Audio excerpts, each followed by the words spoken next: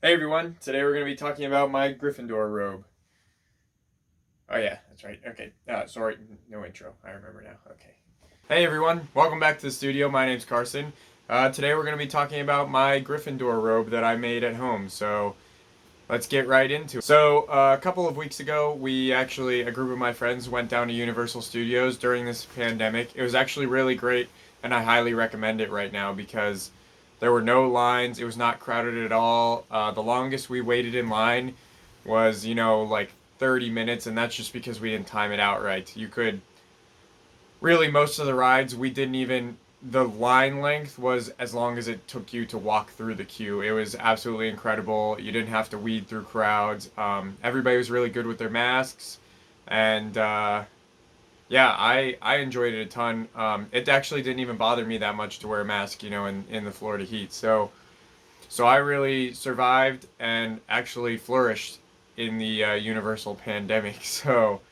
So I'm definitely happy that I went. But while I was there, we did see that they were selling robes from Hogwarts, and I wanted one so bad. They're incredibly made there, but they're $120, and I just couldn't justify spending $120 at the time. I was on a big road trip, and I can't just spend money everywhere. So I didn't buy one. I'm probably going to eventually anyway, but it got me thinking. I was like, I could definitely make something kind of like that. So I came home, bought some patterns off of the internet, and modded them a little bit. And here you have it, my Harry Potter Hogwarts robe from Gryffindor, because I am a Gryffindor. So I went to Madame Malkin's and I kind of took a bit of pictures of the robes, which is probably not, like it might be frowned upon a little bit, but what are you gonna do? I'm a maker, so I took a bit of pictures of the robes, came home, bought some fabric, bought a pattern, and here we are. So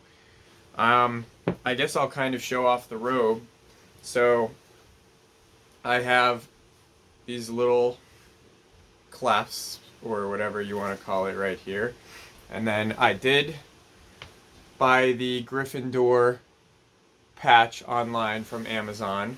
And then as you can see, it is lined with this beautiful silk. It's called pomegranate. It's a dark maroon um, fabric that, kind of matches Gryffindor. It's a little bit, it looks a lot brighter on camera than it is in my house. It is a lot more dark, a bit more maroony. Here it's looking like, reddish pinkish almost, but it is, let's see, oh, okay, you can kind of see when I get underneath of my lights, it gets a little dark. But so I lined the whole, my robe on the inside, except for the very back. You can see back here is black, but I lined the inside of my sleeves and the inside of my hood, as you can see, with this color. The robe in Universal has a wand pocket, which is, I put one in right here, and I bought a wand at Universal, an interactive wand, which is an incredible experience. They're only $55. I highly recommend them. I know this is turning into like a Universal Studios commercial, but I highly recommend them just for the, experience of doing the little wand things. I think it's so much fun, especially if you're a Harry Potter fan. But they have this ingenious little wand pocket at the Universal robe, so I had to put one in, and I absolutely love it. And then the pattern that I bought actually has pockets right here. So I have pockets in the side as well as my wand pocket. I have pockets on this side. Really about all there is to show, except for when I stand up. That's really kind of all it is. It is exactly like here are the sleeves, exactly like the one at Universal, except for the fabrics are just slightly. I tried to pick the closest fabric I could find to it, and then on the inside, tried to pick a very nice maroon for Gryffindor. The Universal ones are a little bit flat colored. I love the colors they have, but I saw this at Joann's and I was like, well, I kind of got to get that. So, and then as you can see, let's see if we can show you. The hood is actually very long and pointy. Um, it's it's I don't know if you remember it, but the part where Malfoy, let's see if I can make it all nice, and the part where Malfoy puts his hood on and scares Harry because he's like, Dementor, Dementor, and then Harry looks over and he's got this big point up there like the Dementors. That's how they have it in Universal, and I really wanted that, so I did mod my patterns from Amazon just a little bit. Their hood is slightly, it's like a good cloak hood, but it's not big and pointy like these ones are. So I ended up spending around $80 on all the fabrics that I had to buy. So really that puts you pretty close to actually buying a thing from Universal. It's only $40 difference. So I honestly highly recommend buying them, and I probably still will just because I'm a big Harry Potter fan. But I do love my nice big heavy real feeling shiny silky robe. So, and some people just don't really feel like spending $120 or don't get the opportunity to go to Universal, even though I think you can order on them online, but that's not near as cool.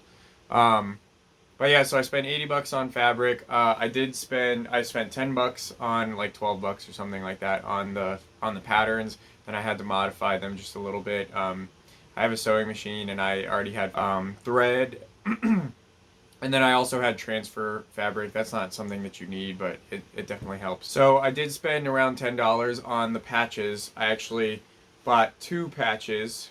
They're iron-on patches. I ironed them on just because I was dumb and forgot to stitch it on before I put the lining in. So I just needed to see where it was so I could put it in the right spot. But I bought 2 patches, which brings me to my next point. I bought a Ravenclaw patch as well because one of my friends is a Ravenclaw, and I'll be making them a robe as well, and I'm going to be filming and documenting all of it so that I can put it here on YouTube so that you guys can follow along, kind of learn how I did it. I'll show you literally everything, how I modified the patterns, what kind of patterns I used.